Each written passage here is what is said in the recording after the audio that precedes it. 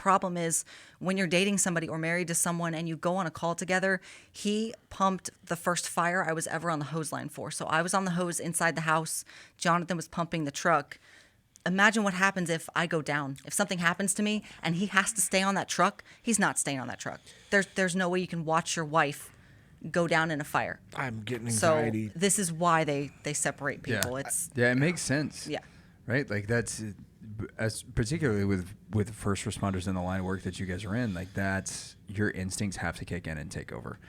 And as much as you want those instincts to be like, oh, this is what we've taught to do, my training is kicking in, like your affection for that other person is far exceeds whatever your training and stuff Every is. single time. And it's supposed to, right? Like by design, that's what has to happen. Is that also why most firefighters don't live in the area that they work? You know, I was talking to a guy about this just the other day. Is that even a true thing? It depends. Some departments, like FDNY, good luck trying to get hired there not living in one of the 5 boroughs. They give points for it because they want you to live close so you can respond. Well, that makes a lot of sense to me. Yeah. Again, my best friend, the double down date guy, he did work at another department when he first started off. That was the hometown he lived in. And he told me, he said, avoid that if you can at all possible.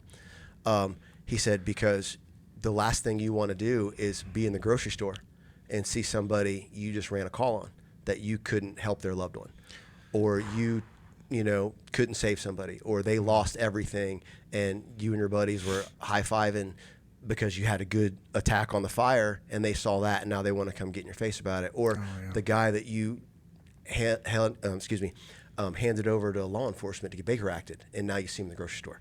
Yeah. You may not want to do that. So we worked about 45 minutes away, all of our stations, and I think that is if you can separate the geographic area that you work in, where you live, I think it's a good idea. Okay.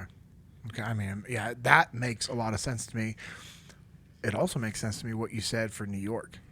So it's... Well, and you got so many people there, too, right? Like because there are millions and millions of folks there, the likelihood that you run into is probably much lower, but the necessity of being able to get there, especially with the way traffic and the street systems and all that stuff, makes it a lot of sense. That's crazy.